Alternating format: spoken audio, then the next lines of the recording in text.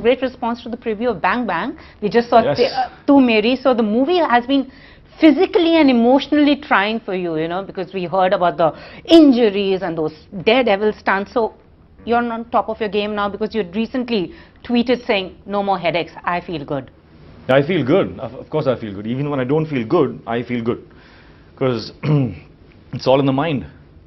So there's a way to defy the mind, to defy all the stacking of negatives. We all have them. And this film actually served as a great example for me for the rest of my life, that, you know, I truly think I delved really, you know, dug really deep to find that parts of my brain and myself that could help me complete this film, because with all that was happening, it became quite impossible. You know, the mind tells you things, True. and then you defy it, and then you discover strengths that you never knew you had.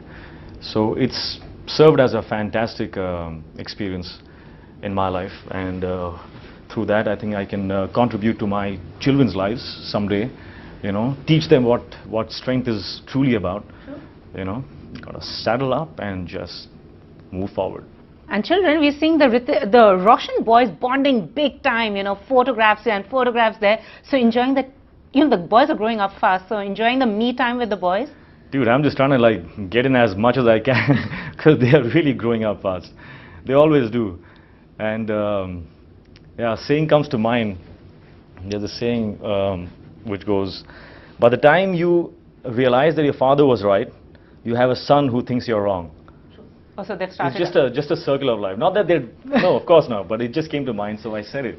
But it actually implies so many realizations that you go through when you become a father. You know, it's like something, there's a veil that just, you know, the world actually literally gets unveiled, you know, through that unconditional love that you feel, and that bond that you feel, the responsibility and the innocence, you know, you just look into the eyes and you just believe in all things good in this world, and how crazy we get when we grow up. And also they're more like friends now. I mean, they're Yeah. growing up. Yeah, So, they're I mean, like friends, yeah. When they don't want to talk, they don't talk, you know. They're like friends. But yeah, spending time with them is truly a glorious event. So now do you make a conscious effort to like wrap up work fast and like, you know, planning the next vacation and the outing with them? I've not really had an occasion where I had to stop work to meet them. But well, it just so happens that I manage my time really, really well. You know, I deserve this watch. Yes, you do. I manage the time really, really well. So I make time for everything. I think that's the mark of a truly successful man. Of course, it's an everyday practice, but it's not the riches, it's not the fame, it's not the success and the awards. It's how you manage your time that proves if you're successful or not. True, and also recently a lot we had heard about and people were disappointed about Shuddhi not working out. Are you disappointed that the movie didn't work out? No, I'm not. It was a decision that the director took actually. He couldn't wait for the few more months that I had to give to Bang Bang, and he wanted to opt out.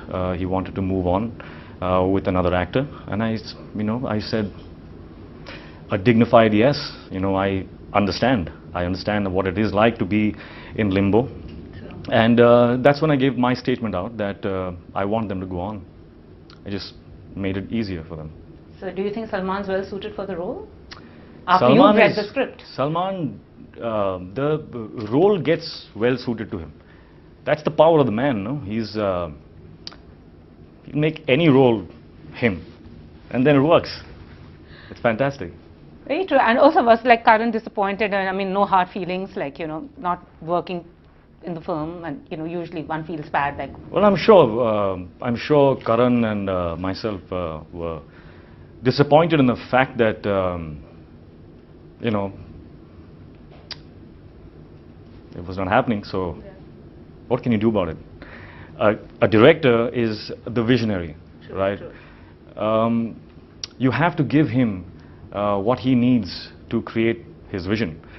And if a day comes when he needs something else or someone else to fit into that vision, all you can do is respect the fact that he's being honest to himself and give him that way out.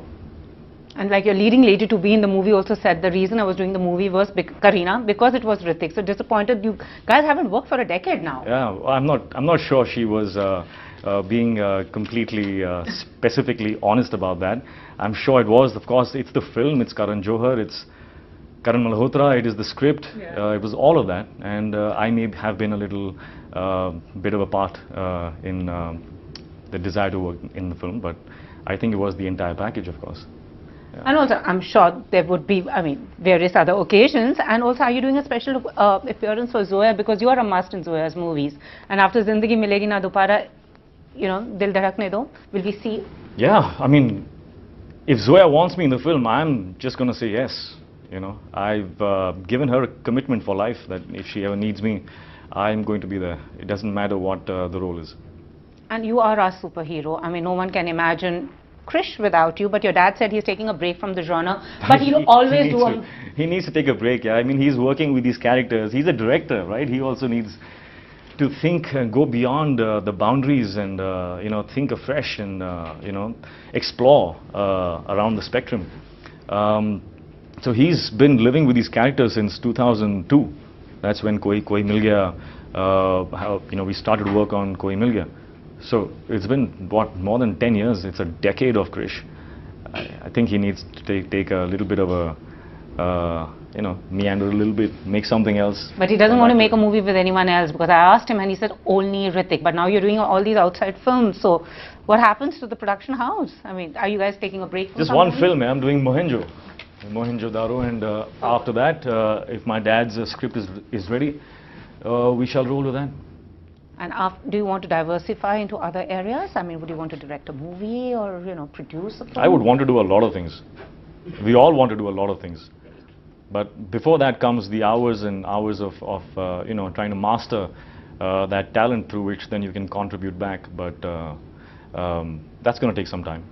A lot of young kids on the block now, and you've been complimenting them, like, you know, young actresses very happy receiving a encouraging text from Hrithik Roshan. So who do you think is the most promising that you would want to work with? There's this Kirti, there's Pariniti, there is Alia. And I'd want to make one film where I'm starring with all of them. Ah, that's something that we would all look forward to. I'm serious. I already have a subject in mind. So I'm going to So you're going to make that movie?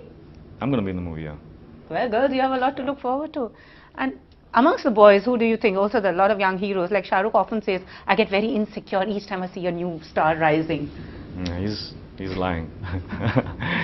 But there is a lot of talent out there, which is so encouraging and so refreshing.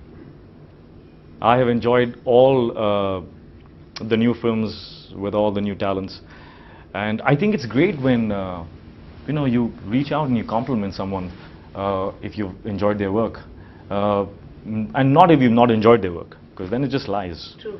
But if you have enjoyed something about what they're doing, I think it's necessary to motivate and to encourage people who have you know, have such a big long future in the industry that you are in, and you know, it's just gotta feel like one. I love doing that because I love when I receive that. So you will only receive if you give. So I give. And you also keep yourself away from the negatives. And also it's an industry where there's insecurity, there's competition. Do you feel sometimes friendships and relationships are transient here because in the industry, or do you feel? No, I don't think you can blame friendships. I don't think you can blame relationships. I don't think you can blame anything but the fact that you're not looking at it right. You know, it's all on it's about your perspective.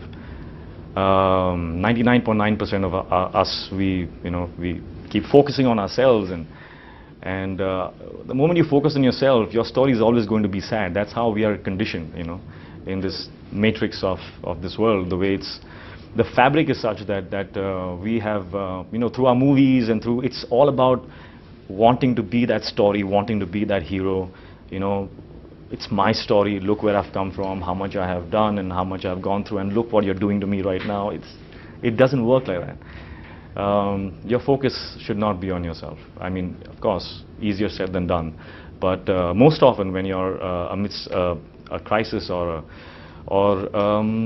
you know, some kind of a thing that is upsetting you, all you got to do is remove yourself from the equation and look at what the other person needs, and once you solve that problem, it'll get solved for you as well.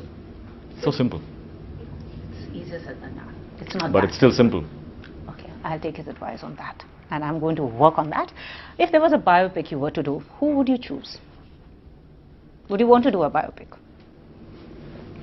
I think I choose myself. I know my story the best, so.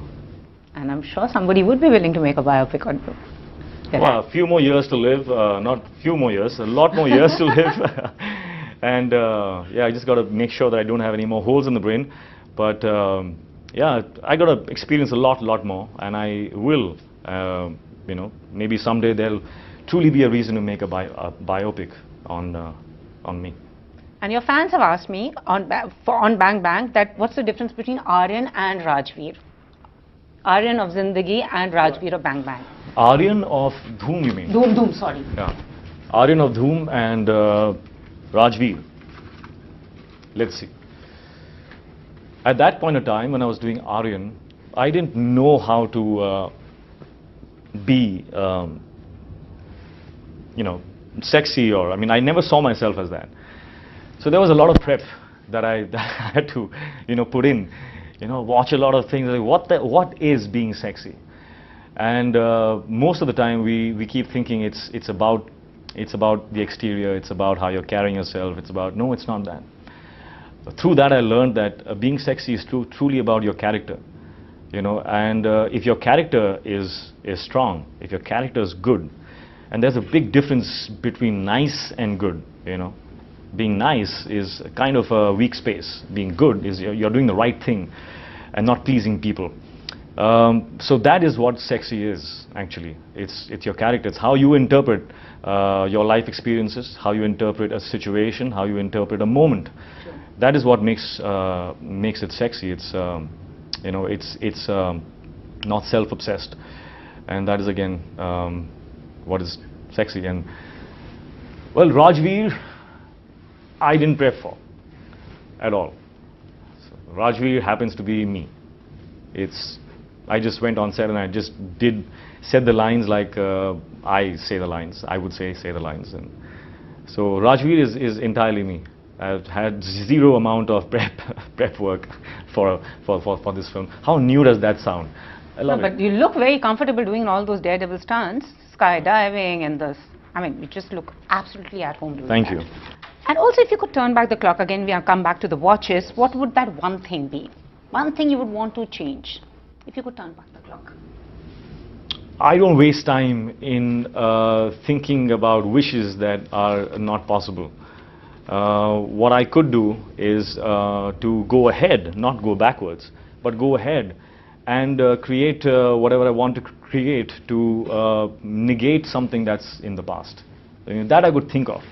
But do I have something like that? We all do, and I think it's possible to create exactly the world that you want to live in, if you can just see it very clearly in your head and go towards achieving it. And also your fans on Twitter. I mean, you, I think, are one star who has, I think, the hugest fan club I've ever seen, and they're extremely protective about you. How sweet. But to all my fans, love you guys. Thank you. And you prefer tweeting. Do you find the media intrusive? I mean, they encroach upon your personal space, they write stuff. Do you prefer communicating with people through the social media? I mean, what's your relationship with the media? I don't think it's either or. The social media is very comfortable in a space where I want to say what I want to say. And the media, per se, is doing its job. The media has always... You know, think they're intrusive and they just media has stuff. always been blamed for, you know, intruding on the private lives, and sometimes, yes, it's justified. Most of the time, they're just doing their job. And you know, if you want to be a boxer, you got to take some punches, right? If you want to be a superstar, you got to be okay with things. You got to be stronger than that. You got to be a giant. Nothing affects a giant. And you're no less than one. So how would you define yourself as a brand? Well, let me say it like this. Since we are here for Rado, it gives me immense joy to be the face of a brand that stands for the same values that I stand for. You know, uncompromising commitment to excellence. The ethos that they've built on, their philosophy matches mine to the hilt. You know, when they started off, the line that that everything trickled down from was this one: that if you can imagine it, you can build it. If you can build it, you will. That is just so affirming. You know, it's such a self-affirmation that, you know, if I can see it, I can do it. And that's exactly how I live my life. If I can see it in my head, I know it's possible. I know I can do it. It doesn't matter how difficult and how heartbreaking or how whatever. It just, you know, you can do it if you can see it in your head. And lastly, what convinces you to take up an endorsement? And do you, I mean, I'm seeing you wear, do you wear the stuff that you endorse? Because you... Well, it's very simple. I have to like and enjoy the product. If I don't enjoy the product, I should at least know that it's doing a great service to people who admire it, and through my endorsement, a lot of people will benefit. And the second thing is that I have to like the people who are behind it. I have to like, you know, what they stand for. I would like to, you know, would want to like know them enough to know that I would like to work with them. Simple as that. Thank you very much, and more power to you, and all the very best for everything that you set out for. Bang, bang. Bang, bang. 3 thumbs for that. Bang, bang, bang.